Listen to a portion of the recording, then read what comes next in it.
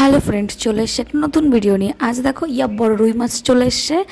মা বসে গেছে মাছটা কাটতে, ভালো করে কেটে পরিষ্কার করে ধুয়ে লবণ হলুদ মেখে রেখে দিয়েছে।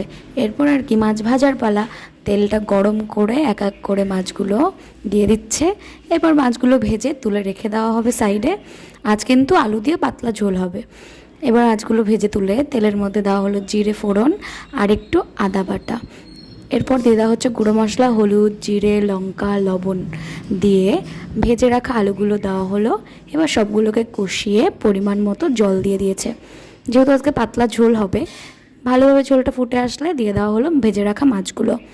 এবার আর কি মাছ দেওয়ার পরে কিছু সময় ফুটিয়ে নিয়ে নামানোর আগে একটু হালকা গরম মশলা দিয়ে নামিয়ে নিলেই কিন্তু রেডি আজকে আমাদের রুই মাছের আলু দিয়ে পাতলা ঝোল। ভালো লাগলে লাইক কমেন্ট করতে ভুলো না। Thank you for watching everyone.